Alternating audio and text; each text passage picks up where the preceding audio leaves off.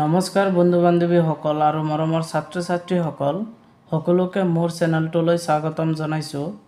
মোৰ এই চেনেলত তোমালোকে সপ্তম শ্ৰেণীৰ গণিতৰ নতুন পাঠ্যপুথিৰ সকলো প্ৰশ্নৰ সমাধান লাভ কৰিব। গতিকে চেনেলটো ছাবস্ক্ৰাইব কৰি ল'বা আৰু বেল আইকনটো বজাই ৰাখিবা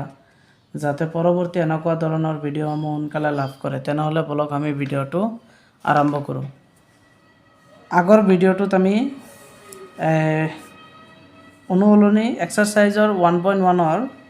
11লৈকে আমি কি কৰিছিলোঁ সলিউশ্যন কৰিছিলোঁ। আজি আমি 12ৰ পৰা সলিউশ্যন কৰিম। তেনেহ'লে চাওঁ আমি প্ৰথমতে আমি কি কৈছে যে on a certain Tuesday temperature of Guwahati at 5 AM in the morning was 25 degree Celsius. তাৰমানে কৈছে যে কোনো এটা মংগলবাৰে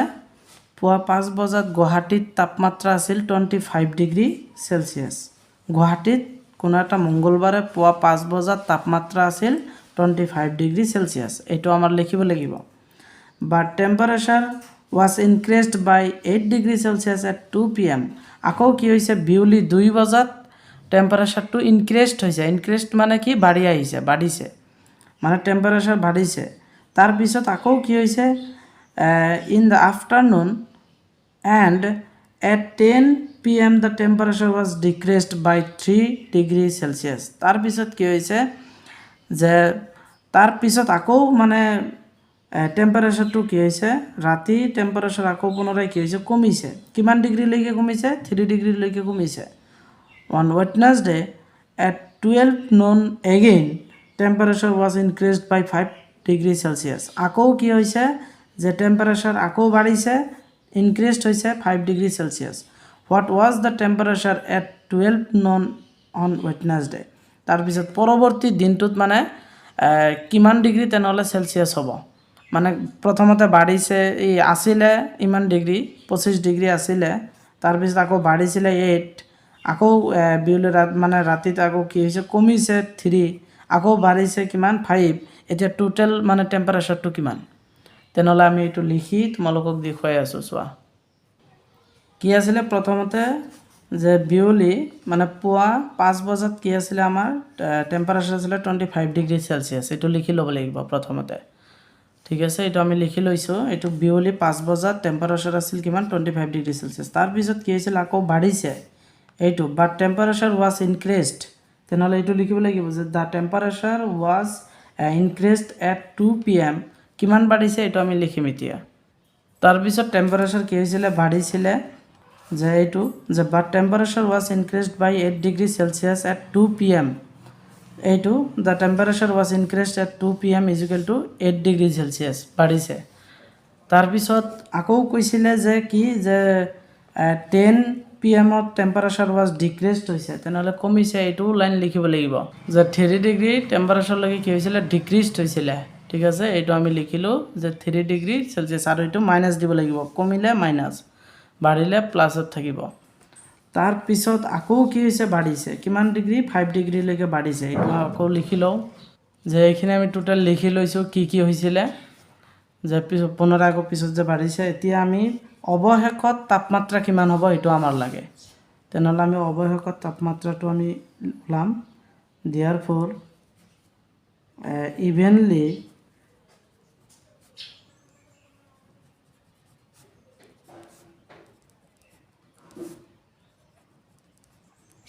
it will be the temperature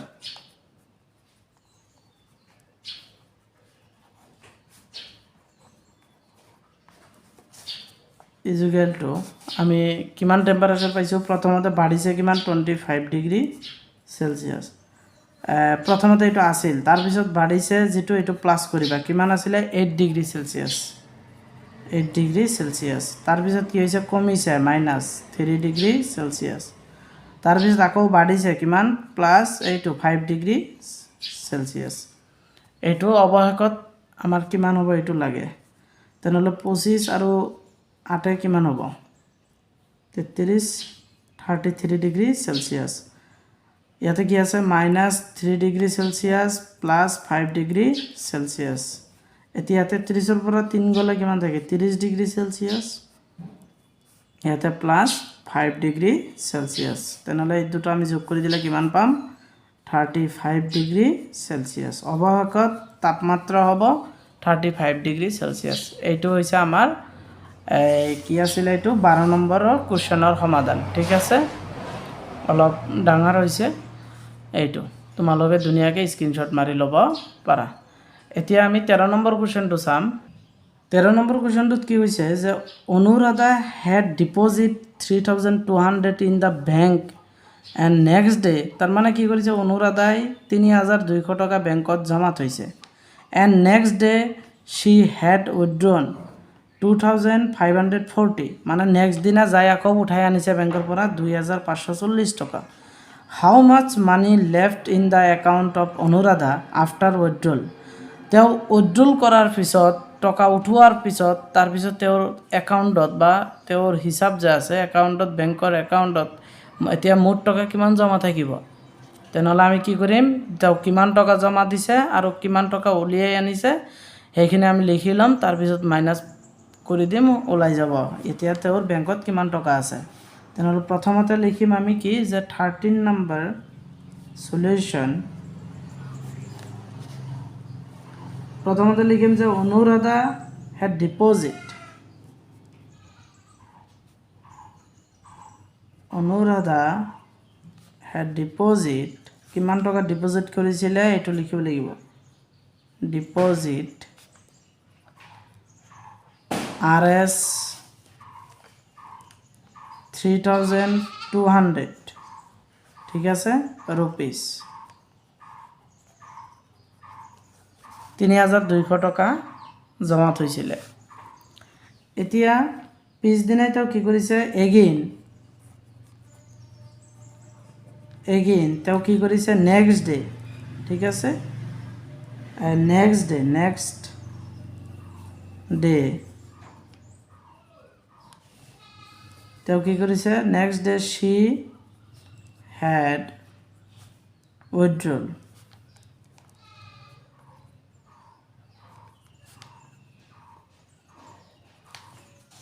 কৰিছে কিমান 2540 টকা ইমান rupees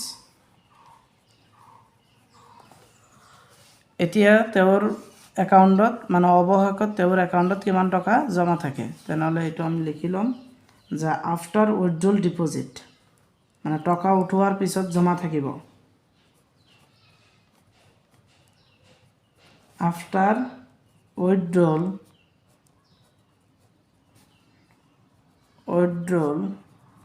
deposit after withdrawal deposit is equal two 3200 minus 2540 ইমান रुपीस এতিয়া মাইনাছ কৰি দিয়া 3200 পৰা 2540 3000 পৰা 2000 গ'লে 1000 ইয়াত থাকিল 1200 আৰু ইয়াতে থাকিল 540 তেনেহ'লে কিমান হ'ব 1200 পৰা 540 গ'লে 600 কিমান থাকিব 660 रुपीस তেওঁৰ একাউণ্টত এতিয়া জমা থাকিব ঠিক আছে এইটো হ'ল 13 নম্বৰৰ কোৱেশ্যনৰ সমাধান এইটো তোমালোকে স্ক্ৰীনশ্বট মাৰি লোৱা এতিয়া আমি পঢ়িম 14 নম্বৰ কোৱেশ্যন কি কৈছে চাও 14 নম্বৰ কোৱেশ্যনটোত কৈছে সাম অফ টু নাম্বাৰছ ইজ -5 মানে সাম অফ টু নাম্বাৰছ মানে হৈছে যে দুটা সংখ্যাৰ যোগফল হৈছে -5 মানে দুটা সংখ্যা আমি যোগ কৰি -5 পাও বুলি কৈছে if one of the numbers is 18 then what is the other number তাৰ মানে তাৰে যদি এটা নাম্বাৰ 18 হয় যদি এটা সংখ্যা 18 হয় আনটো সংখ্যা কিমান আৰু এইটো এই এনেকুৱা ধৰণৰ কোৱেশ্যন বিলাকে তোমালোকে পৰীক্ষা দিব পাৰে তোমালোকে চাবা এই 14 নম্বৰ কোৱেশ্যন এনেকুৱা ধৰণৰ কোৱেশ্যন বিলাক চাবা পৰীক্ষাৰ কাৰণে 14 নম্বৰ সলিউশন 14 নম্বৰটো আমি সলিউশন কৰিম প্ৰথমতে লিখিবা যে আমাক কি দিয়া আছে সাম অফ টু নাম্বাৰছ তেনেহলে গিভেন দিয়া আছে আমাক কি দিয়া আছে যে সাম অফ two numbers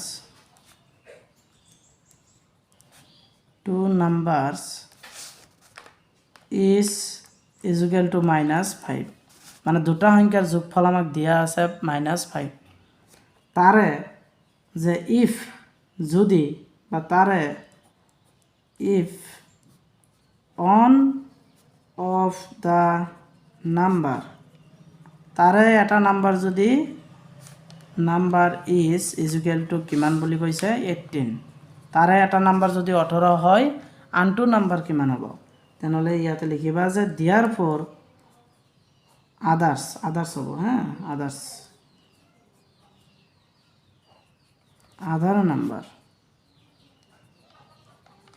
আদাৰ number is equal two what others নাম্বাৰটো আমাৰ ওলাব লাগে তেনেহ'লে আমি আদাৰ্ছ নাম্বাৰ কেনেকৈ ওলাম আমাক অলৰেডি কৈছিলে যে দুটা সংখ্যা যোগ কৰি আমি কিমান পাওঁ বুলি কৈছে যে -5 পাওঁ তেনেহ'লে তাৰে এটা সংখ্যা আমাক অলৰেডি নাম্বাৰ দিয়াই আছে সংখ্যা 18 এইটো 18 লিখিবা 18 ইয়াৰ লগত কি যোগ কৰোঁ এইটো হোৱাট মানে খালী এটা বক্স লৈছোঁ খালী বক্স ঠিক আছে যে এইটো এই দুটা সংখ্যা যোগ কৰি আমি কিমান পাওঁ বুলি কৈছে -5 পাওঁ বুলি কৈছে তেনেহ'লে -5 লিখা ইয়াত এতিয়া আমাৰ লাগে কি এই বক্সটো লাগে এই নাম্বাৰটো কি তেনেহ'লে ইয়াত লিখিবা যে বক্স ইজ ইকুৱেল টু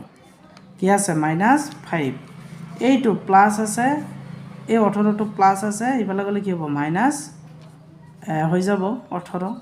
হয়নে নাই তেনেহ'লে কি হ'ব এতিয়া এইটো ব্ৰেকেটত ৰাখিব পাৰা যিহেতু মাইনাছত আহি গ'ল এতিয়া আমাৰ কি হ'ব বক্স ইজ ইকুৱেল টু মাইনাছে কি হৈ যাব প্লাছ হৈ যাব 5 আৰু 18 কিমান হ'ব 23 হ'ব -23 যে আনটো সংখ্যা যে আদাৰ্ছ নাম্বাৰ হ'ব কি -23 এটা হ'ব আদাৰ্ছ নাম্বাৰ ঠিক আছে এইটো হ'ল আমাৰ 14 নম্বৰৰ সলিউশন এতিয়া আমি 15 নম্বৰ কোৱেশ্চনটো চাম এইটো ধুনীয়াকৈ স্ক্ৰীনশ্বট মাৰি লোৱা তোমালোকে 15 নম্বৰ কোৱেশ্চনটোত কৈছে যে what should be added with -23 to get 0 তাৰমানে আমাক কৈছে 15 নম্বৰ কোৱেশ্চনটোত যে -23 লগত কি যোগ কৰিলে যোগফল 0 হ'ব -23 লগত কি যোগ কৰিলে যোগফল 0 হ'ব 15 নম্বৰ 1 নম্বৰীয়া কোৱেশ্চন এনসাৰ এইটো তোমালোকৰ দৰকাৰ যে 15 নম্বৰ সলিউশন যে আমি যদি কি কৰোঁ যে -23 লগত কি যোগ কৰিলে আমাৰ যোগফল 0 হ'ব তেনেহ'লে ইয়াত লিখিবা যে -23 লগত প্লাছ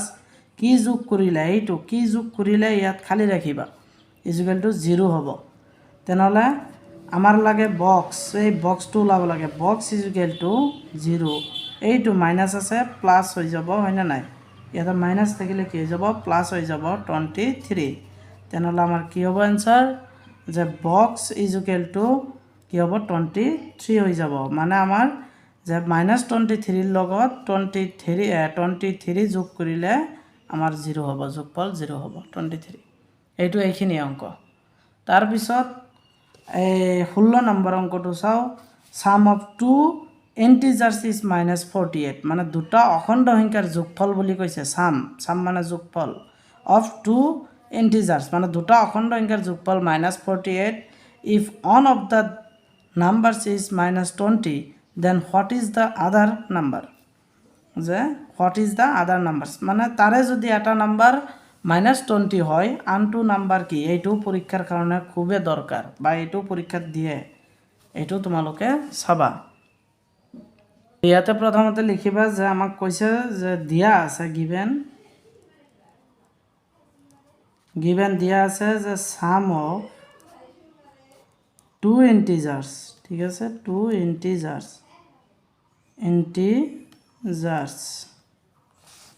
ইজ ইকুৱেল টু কিমান -48 মানে দুটা অখণ্ড সংখ্যাৰ যোগফল হৈছে -48 তাৰে যদি ইফ তাৰে এটা দিয়া আছে আমাক কিমান যে if one of the numbers is if one of the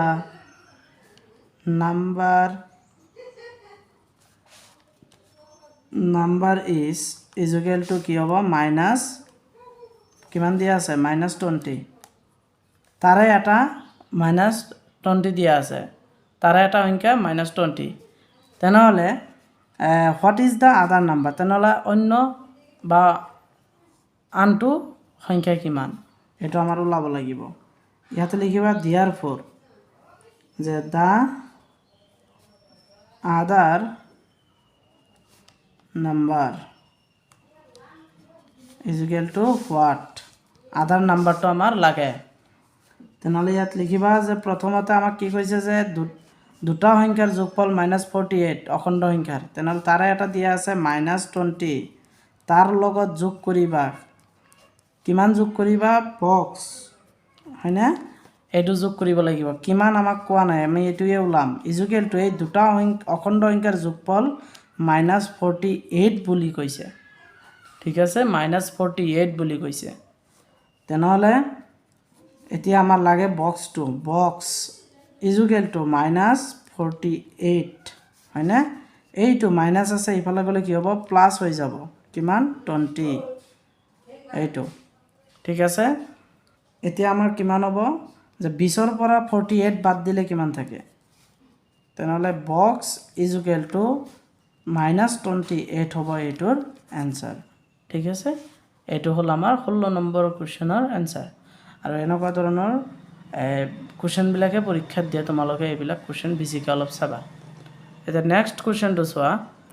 17 number কুৱেশ্যনটোত কৈছে যে ইভালুৱেট ইউজিং নাম্বাৰ লাইন, মানে সংখ্যা ৰেখাত মানে এইটো যোগ দেখুৱাব লাগে, যে আমাৰ সংখ্যা ৰেখা ব্যৱহাৰ কৰি মানবিলাক নিৰ্ণয় কৰিব দিছে। তেনেহ'লে প্ৰথম কুৱেশ্যনটো চাওঁ, 17 নম্বৰৰ চলিউশ্যন নম্বৰ 1 কি কৈছে যে 5 - 3, ঠিক আছে, 5 - 3 আছে। তেনেহ'লে 5 - 3 হ'লে কি হ'ব, যিহেতু আমাৰ যে দুয়োটাই কি ধনাত্মক সংখ্যা হয়নে নাই, পজিটিভ নাম্বাৰ, তেনেহ'লে ইয়াৰ পৰাই ধৰোঁ আমি যে এইটো ধৰিছোঁ 0,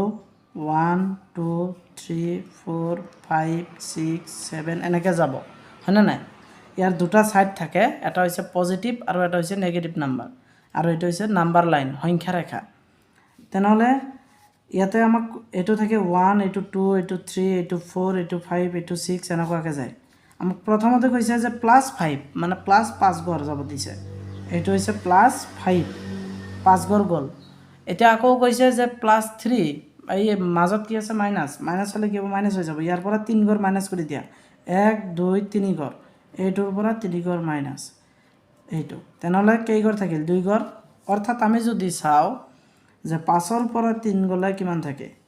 2 থাকে, এইটো হ'ব আমাৰ এনচাৰ, এইটো 2 ঘৰ। এইটো আমাক কৈছে সংখ্যা ৰেখাত ব্যৱহাৰ কৰিব দিছে, ঠিক আছে। এতিয়া নেক্সট 2 নম্বৰটো কৈছে যে 6 + -5, তেনেহ'লে এইটো কি হ'ব, প্লাছে মাইনাছে কি হৈ যাব মাইনাছ হ'ব। তেনেহ'লে 6ৰ পৰা 5 গ'লে 1 হ'ব। তেনেহ'লে প্ৰথমতে 6 ঘৰ দিবা, 6 ঘৰ, ইয়াৰ পৰা ধৰি লোৱা যে প্ৰথমতে 6 ঘৰ দিছা, 6 ঘৰৰ পৰা আকৌ 5 ঘৰ মাইনাছ কৰা, এইটো 5, ইয়াৰ পৰা আকৌ 5 ঘৰ মাইনাছ কৰিলে কেই থাকিব 1 ঘৰ থাকে, এইটো কৰিবা, ঠিক আছে। তাৰপিছত 3 নম্বৰটো কৈছে কি যে -6 +5, তাৰমানে ইয়াতে -6 থাকিব, এইটো মাইনাছে প্লাছে -5, তেনেহ'লে মাইনাছে মাইনাছে কি হৈ যাব প্লাছ হৈ যাব, তেনেহ'লে 5 আৰু 6 11 হ'ব, তেনেহ'লে -11 হ'ব, এইটো দেখুৱাই দি আছোঁ, ঠিক আছে, এইটো মই কৰি দি আছোঁ তোমালোকক চাবা। এইটো হৈছে আমাৰ 17 নম্বৰৰ 3 নম্বৰ, -6 আছে আৰু মাইনাছ আছে, আকৌ +5 আছে, এইটো +5, তেনেহ'লে এইটো আমি চাম, হয়নে। ইয়াতে চাওঁ আমাৰ সংখ্যা ৰেখাটো যিহেতু ইয়াতে দুয়োটাই মাইনাছত আহিব, সেইকাৰণে আমি ঋণাত্মক ছাইডত যাব লাগিব। এইটো হৈছে 1, -1, এইটো -2, -3, -4 এনেকৈ যাব,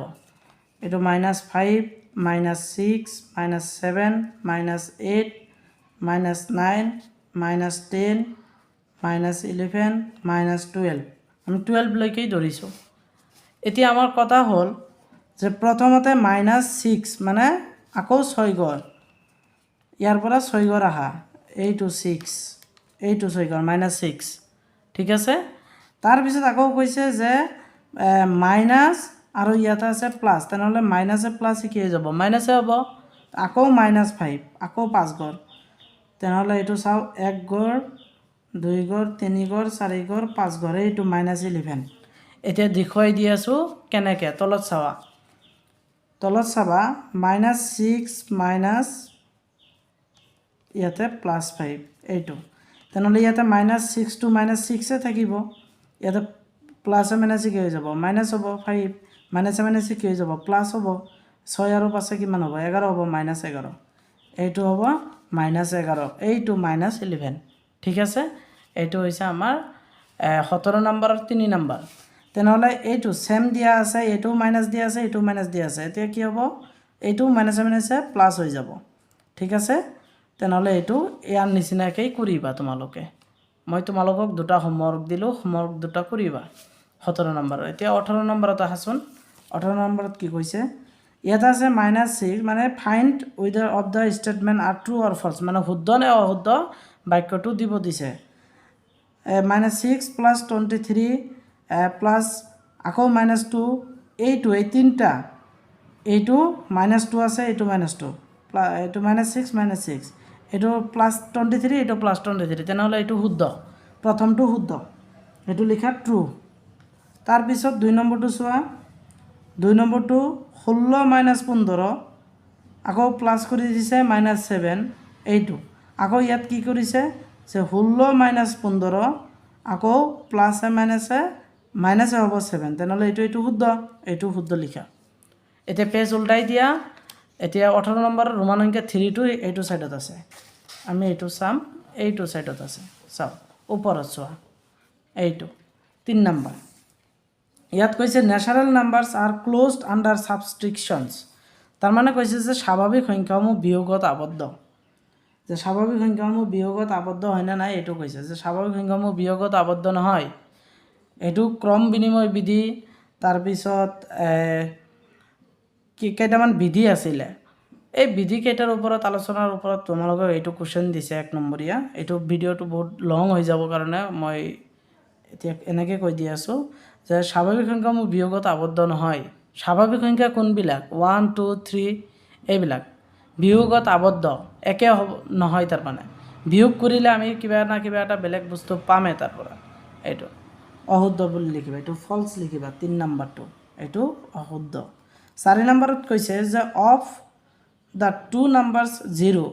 and -670 আকৌ কমাতে লিখিছে যে -670 is greater মানে ডাঙৰ যে আমাক কৈছে যে মাইনাস আমি সংখ্যা ৰেখা যে নাম্বাৰ লাইন যে পাইছিলোঁ আমি সংখ্যা ৰেখা যে পাইছোঁ সংখ্যা ৰেখা সদায় 0ৰ ইফালে যে থাকিব যে লেফট সাইডত যে -1 -2 থাকে এইটো সদায় 0তকৈ সৰু মনত ৰাখিবা আমাক ইয়াত কৈছে যে 0তকৈ ডাঙৰ বুলি কৈছে যে -670টো 0তকৈ ডাঙৰ বুলি কৈছে তেনেহ'লে এইটো কি হ'ব যে এইটো ফলছ হ'ব ঠিক আছে 4 নম্বৰটো কি হ'ব ফলছ মানে অশুদ্ধ হ'ব এতিয়া 5 নম্বৰটো কৈছে যে with respect to subtractions of integers commutative property and associative property do not hold তাৰ মানে আমাক কৈছে যে বিয়োগত ক্ৰম বিনিময় আৰু সহযোগ ধৰ্ম প্ৰযোজ্য নহয় বুলি কৈছে যে এইটো শুদ্ধ বিয়োগত ক্ৰম বিনিময় আৰু সহযোগ ধৰ্ম প্ৰযোজ্য নহয় তেনেহ'লে এইটো শুদ্ধ বুলি কৈছে শুদ্ধ লিখিবা ইয়াতে ট্ৰু ঠিক আছে আমি নেক্সট ভিডিঅ'টোত তোমালোকৰ অনুশীলনী 1.2 আলোচনা কৰিম মোৰ ভিডিঅ'টো ভাল লাগিলে তোমালোকে লাইক কৰিবা শ্বেয়াৰ কৰিবা আৰু সাবস্ক্ৰাইব কৰিবা ঠিক আছে সকলোকে মোৰ ফালৰ পৰা ধন্যবাদ জনাইছোঁ থেংক ইউ